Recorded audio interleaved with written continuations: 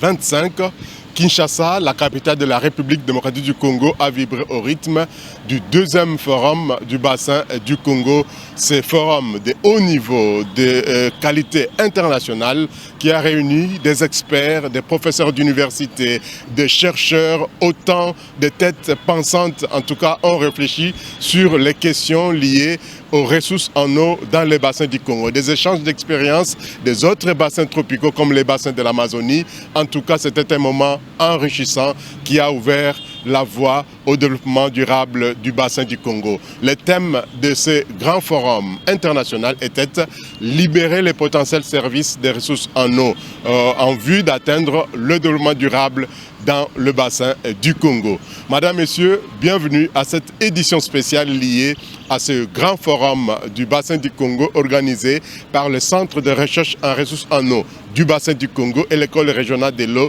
de l'Université de Kinshasa avec le concours bien sûr de tous leurs partenaires.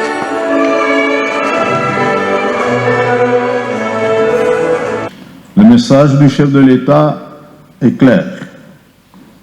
Créer des millionnaires congolais à partir des savoirs endogènes, des matériaux locaux et des valeurs enracinées dans notre environnement du bassin du Congo, notamment dans la gestion de son eau. Sur ces mots, et au nom de Madame la Première ministre, chef du gouvernement, je déclare ouverts les travaux du deuxième forum du bassin du Congo. Ils sont venus de tous les horizons, Afrique, Europe, Amérique et ailleurs. Ces décideurs, scientifiques, experts, chercheurs, gestionnaires, investisseurs et usagers des ressources en eau pour faire vibrer Kinshasa du 10 au 13 juin 2025 au rythme de la deuxième édition du Forum du bassin du Congo. Organisé par le Centre de recherche en ressources en eau du bassin du Congo, CREBAC, et l'école régionale de l'eau de l'Université de Kinshasa, c'était une grand-messe axée sur le thème général « Libérer le potentiel des services des ressources en eau en vue d'atteindre le développement durable dans les bassins du Congo ». Pendant 4 jours, les participants ont abordé les thématiques liées à eau, climat, forêt, biodiversité et carbone, eau et transition énergétique, eau, navigation et économie bleue, eau, agriculture et élevage, eau potable, hygiène et assainissement, eau, société, santé, secteur privé et gouvernance, et enfin, l'échange d'expériences entre les grands bassins fluviaux. À l'ouverture comme à la clôture, les allocutions ont fusé. Ce potentiel extraordinaire, inscrit au cœur du bassin du Congo, n'est pas seulement un privilège écologique, il est un levier stratégique de développement durable, une matrice d'opportunités multisectorielles, à condition que nous sachions les comprendre, les protéger et les valoriser. Pourtant, face aux multiples menaces, dérèglements climatiques, déforestation, pression démographique et sous-investissement dans la science, ces potentiels et la croisée des schémas. Si rien n'est fait, ce patrimoine inestimable risque de devenir un fardeau au lieu d'être d'un levier de développement. D'où l'urgence et la noblesse et la pertinence du thème de ce forum. Libérer les potentiels de services des ressources en eau en vue d'atteindre le développement durable dans le bassin du Congo. La nature a perdu 69% des populations de vertébrés sauvages, 83% d'espèces d'eau douce et 2/3 des populations de 32 000 espèces mammifères, d'oiseaux, d'amphibiens, de reptiles, de poissons en 50 ans. C'est très grave parce qu'il s'agit souvent de pertes irréversibles. Donc notre planète est en train de changer sous nos yeux et nous ne faisons pas assez face à ça. 3,3 milliards de personnes vivant dans un contexte hautement vulnérable aux impacts du changement climatique, principalement dans les pays en voie de développement et les pays les moins avancés. C'est un véritable problème puisque lorsqu'on essaye de lutter contre la pauvreté, de créer les conditions d'une croissance socio-économique qui sont inclusives, ces efforts-là malheureusement sont réduits, sont obérés par les changements climatiques qui emmènent un surcoût de développement. Le Congo, la République démocratique, comme étant un pays solution. C'est solution dans la lutte contre le réchauffement climatique parce qu'il a de l'eau et il a la forêt. Ceci situe à juste titre et au bon endroit l'importance de ces 3 jours de réflexion réunissant des scientifiques venus de quasi tous les coins de la planète pour faire ce qu'on a de mieux à faire, réfléchir ensemble et proposer à ceux qui ont le rôle de décider, leur proposer des recommandations fondées sur des évidences. Vous comprenez l'importance et la joie que vous procurez à nous de Kinshasa, terre hospitalière, en rehaussant de votre présence cette cérémonie scientifique de haute facture. L'importance de l'eau ne sera jamais assez suffisamment soulignée.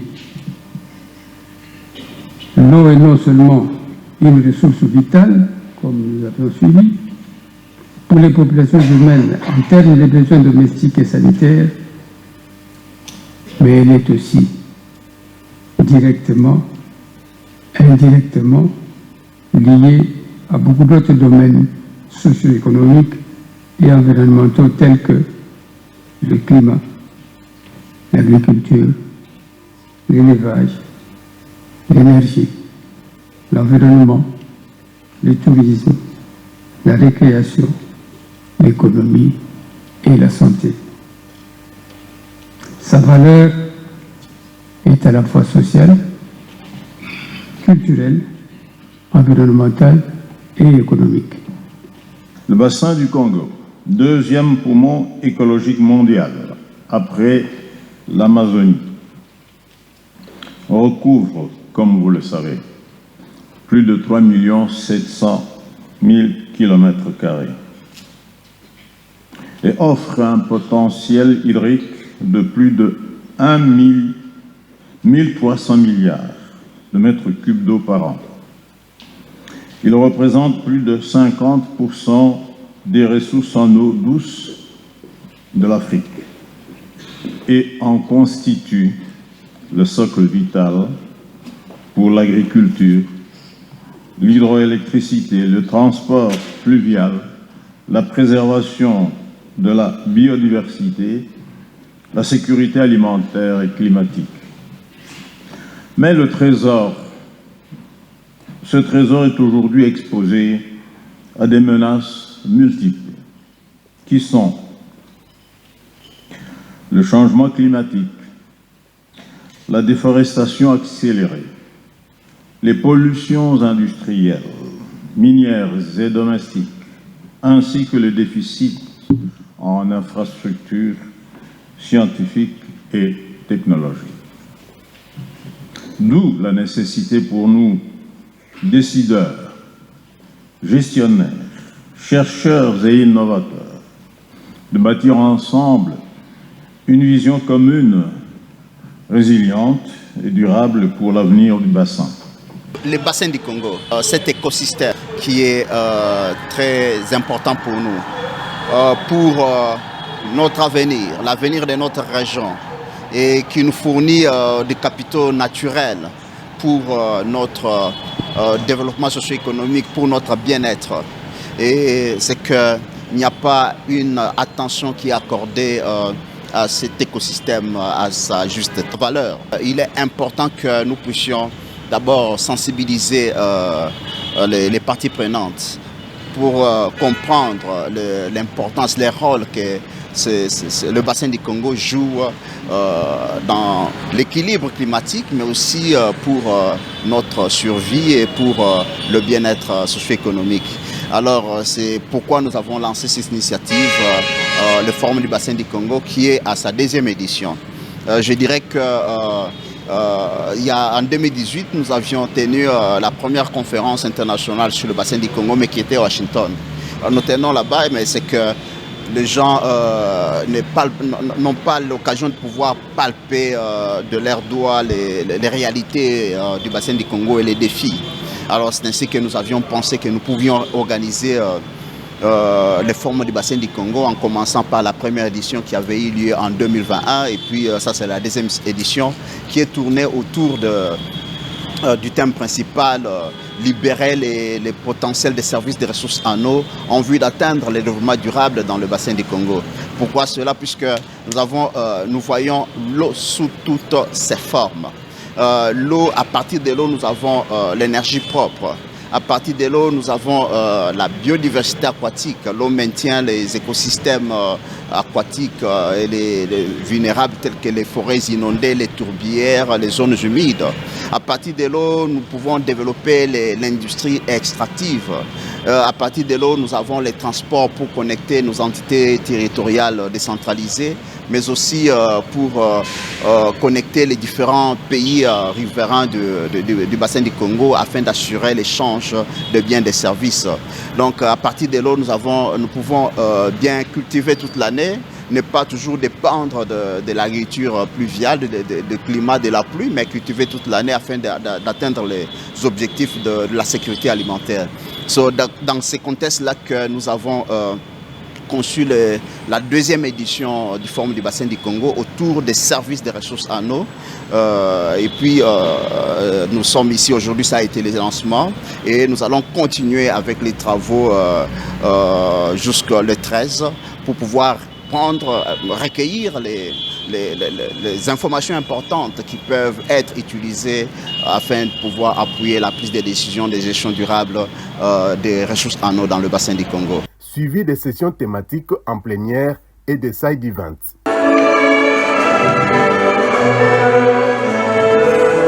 Libérer les potentiels des services des ressources en eau en vue d'atteindre le développement durable dans le bassin du Congo, c'est autour de ces thèmes qu'ont tourné les échanges au cours du deuxième forum du bassin du Congo du 10 au 13 juin 2025 à Kinshasa. Organisé par les centres de recherche en ressources en eau du bassin du Congo, CREBAC et l'école régionale de l'eau de l'université de Kinshasa, de décideurs, experts, chercheurs, spécialistes, usagers et autres professionnels des services qu'offrent les ressources en eau ont pris part à ces assises.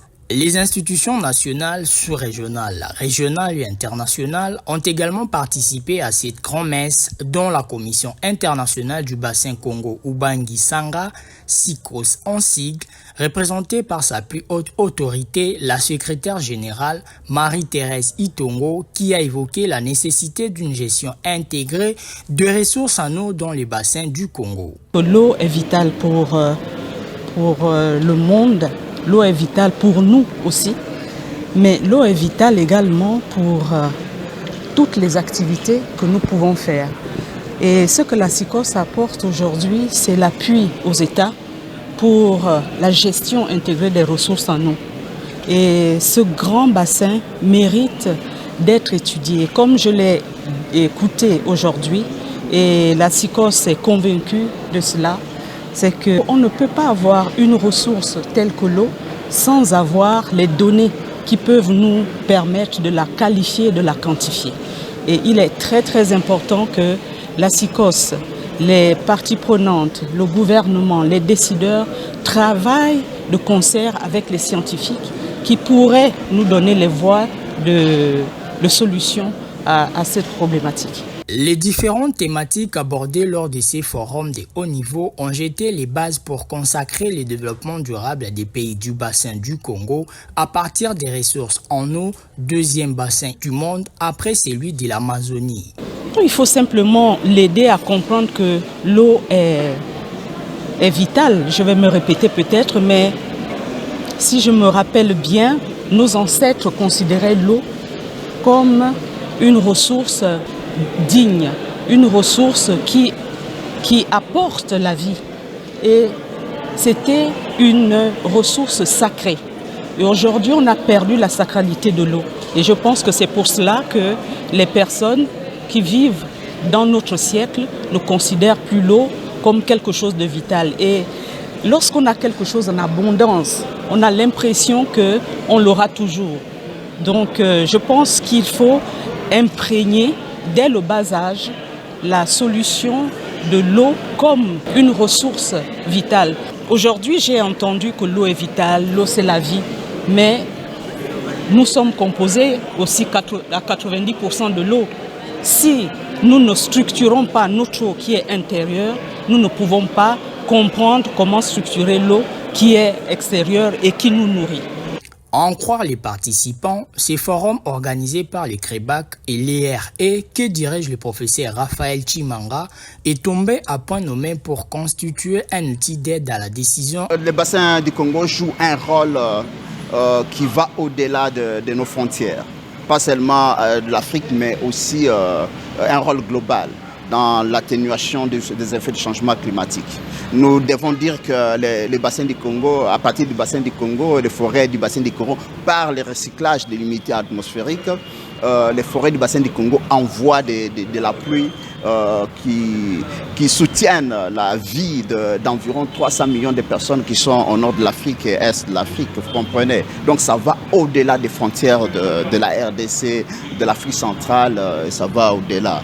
Donc c'est qu'il est important, il y a actuellement beaucoup de personnes, beaucoup de chercheurs qui travaillent sur les questions du bassin du Congo. Il était important de pouvoir aussi les inviter, qu'ils viennent nous partager leurs expériences, les résultats de leurs recherches.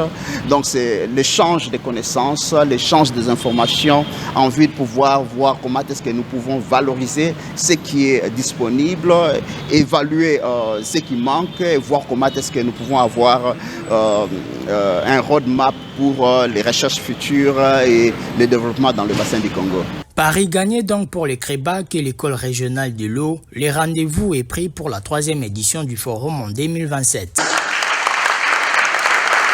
Le forum du bassin du Congo a été l'occasion pour l'initiative interreligieuse pour les forêts tropicales IRI de lancer la campagne « Pas d'eau, pas de forêt, pas d'avenir ». Au cours d'une session parallèle organisée mardi 11 juin 2025, deuxième jour du forum, les intervenants à ce side event ont démontré le lien entre l'eau et la forêt et vice-versa, ainsi que le lien qu'il y a entre ces écosystèmes et la vie sur Terre, mieux l'avenir de l'humanité. Révérend Mathieu Yela, facilitateur de IRI RDC, donne les raisons de cette campagne et les stratégies mises en place pour l'engagement de toutes les confessions religieuses à travers le guide. Oui, l'engagement des croyants sera obtenu grâce au guide qui est élaboré par toutes les confessions religieuses. En produisant les guides, on va leur soumettre les guides pour que chacune des confessions religieuses puisse l'alimenter au niveau de la base. Donc on va aller jusqu'au niveau du village. Et le guide sera un document numérique qui pourra être envoyé par l'eau au niveau des provinces, mais c'est plutôt un document numérique. Donc il y a les confessions religieuses vont travailler également avec leurs propres médias en termes de sensibilisation. Donc il faudrait également impliquer le niveau national. Là on vise le ministère de l'Environnement, on vise le ministère de la Santé, on vise le ministère du Développement rural, le ministère de l'Hydraulique, le ministère de l'Agriculture. Donc on les vise parce que je sais que tous les ministères ont des liens avec l'eau et la forêt. Nous avons ciblé cela pour raisons évidentes des pratiques. Cette campagne, qui concerne également les milieux ruraux, devrait produire ses effets si et seulement si chacun comprend le sens de cette campagne, a insisté le professeur Raphaël Chimanga, organisateur du forum du bassin du Congo. Si nous comprenons l'importance de ce message, nous pouvons aussi agir d'une façon ou d'une autre pour voir comment est-ce que nous pouvons sensibiliser ceux qui sont dans les milieux ruraux. Si nous partons dans la région du Kassai, vous allez voir qu'autrefois, ils avaient des chenilles qui étaient commercialisées et qui étaient saisonnières. Et on exportait même ces chenilles. Aujourd'hui, les gens n'ont plus ces chenilles. Ce sont des produits forestiers non liés. Et les gens vivent là-dedans. Parce que les gens ont coupé tous les arbres pour avoir les diamants. Les diamants étaient poussés, on a pris aussi les forêts. Comprenez pourquoi nous devons protéger nos forêts, d'où l'importance de cette campagne. J'ai beaucoup aimé ce que le référent a dit. Il a ajouté pas d'eau, pas de forêt, pas d'avenir.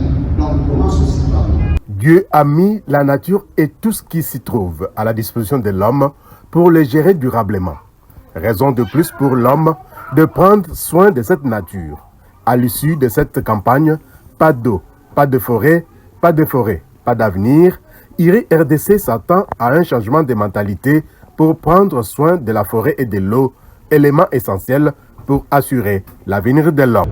Le Forum du bassin du Congo a vécu, avec en toile de fond, des sessions parallèles qui ont marqué ses assises, à l'instar de celles tenues par IRI RDC à travers la campagne « Pas d'eau, pas de forêt, pas d'avenir ». Libérer le potentiel des services en eau en vue d'atteindre le développement durable dans le bassin du Congo était le thème général de cette deuxième édition du Forum du bassin du Congo qui a laissé des empreintes indélébiles à travers la planète. Les marécages jouent un rôle crucial dans la lutte contre les changements climatiques. Ils doivent être conservés afin qu'ils continuent de jouer ces rôles pour la planète et pour les communautés.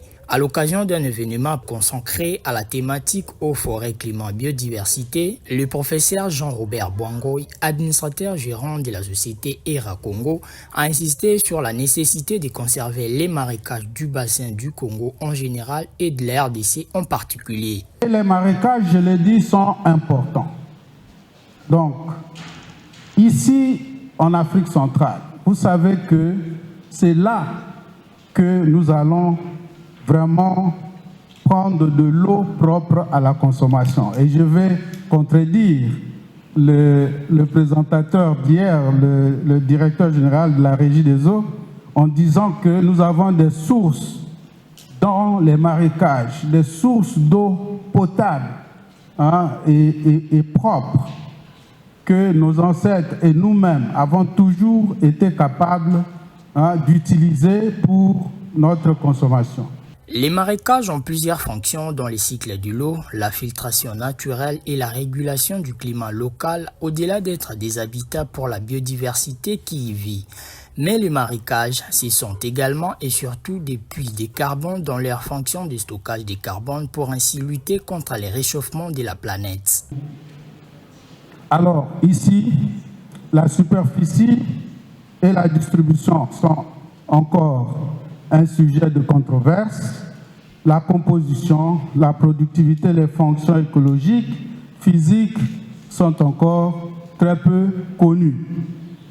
C'est comme ça que nous avons pris, disons, l'intérêt de pouvoir commencer ce travail-là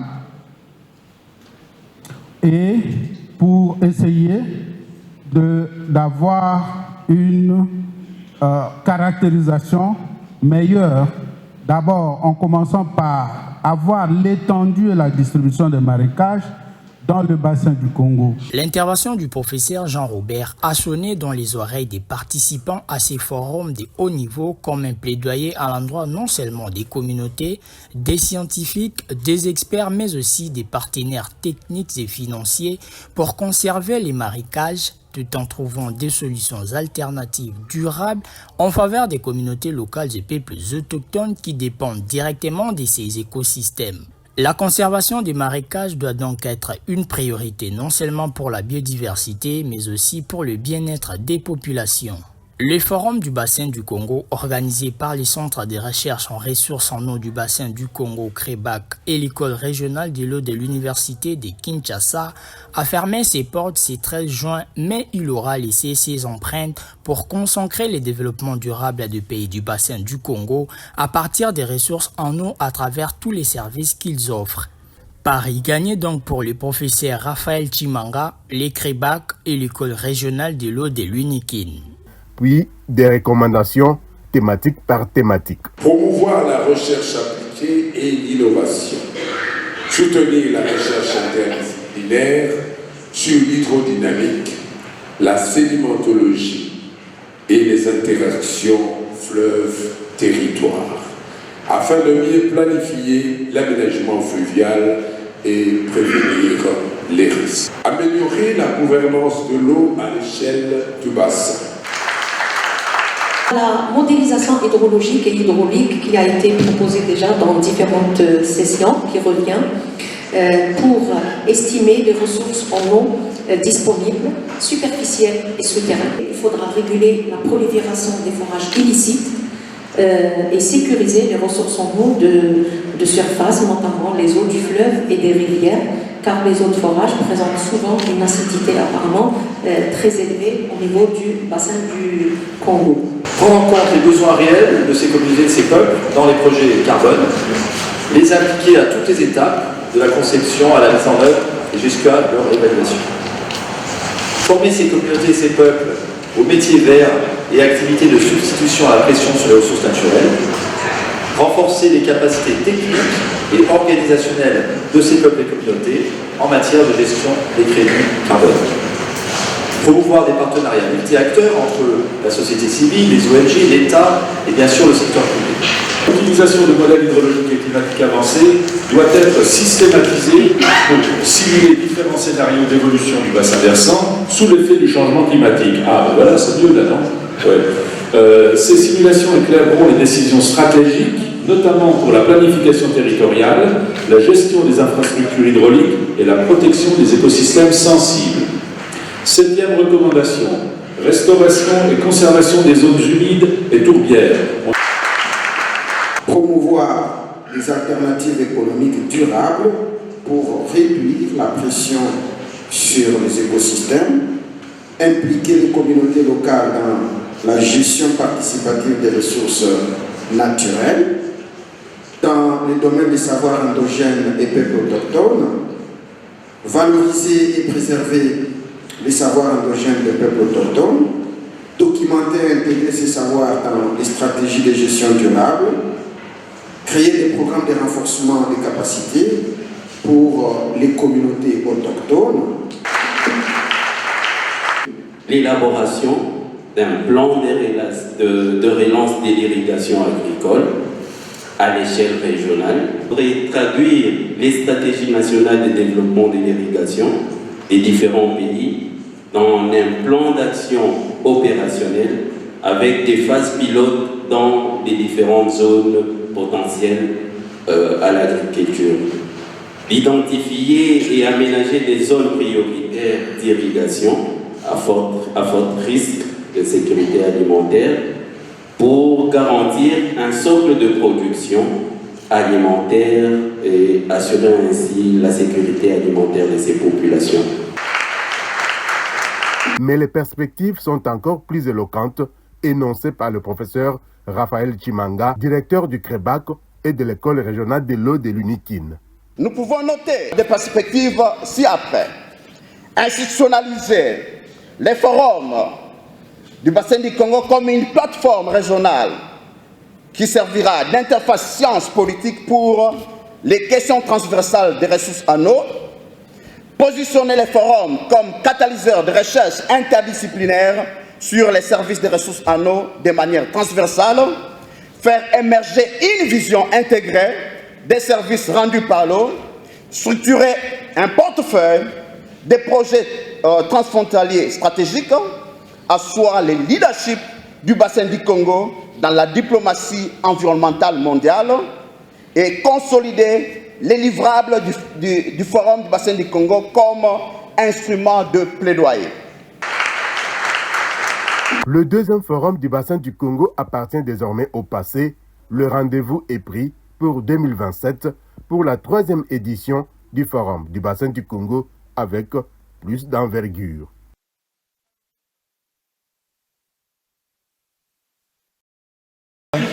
Personne n'est exclu, les chercheurs, le secteur privé, les professionnels qui travaillent sur le terrain, les membres de la société civile, les décideurs, tout le monde concourt aux efforts pour pouvoir préserver cet écosystème, mais aussi promouvoir le développement socio-économique dans le bassin du Congo. Et l'idée, c'est que nous devons contribuer à l'émergence des modèles de développement durable basé sur la gestion des services des ressources en eau dans le bassin du Congo. La conférence même a été autour de l'économie de l'eau dans le bassin du Congo. Chimanga, qui est le directeur du centre de recherche en ressources en eau du bassin du Congo et de l'école régionale de l'eau, en organisant en tout cas ce grand rendez-vous des scientifiques, ce grand rendez-vous des chercheurs, des experts en ressources en eau et dans d'autres domaines connexes. Le deuxième forum du bassin du Congo appartient désormais au passé, mais rendez-vous pris pour le troisième forum qui va être organisé toujours ici à Kinshasa en 2027. Bravo en tout cas au centre de recherche en ressources en eau du bassin du Congo et à son directeur, le professeur Raphaël Chimanga. Bravo également à tous les partenaires qui ont apporté leur appui pour que cette deuxième édition du Forum du bassin du Congo soit une totale réussite. Quant à moi, je vous dis au revoir en tout cas et à la prochaine pour d'autres aventures en ce qui concerne les questions des ressources naturelles, les questions de l'environnement et du développement durable en République démocratique du Congo et ailleurs à travers le monde.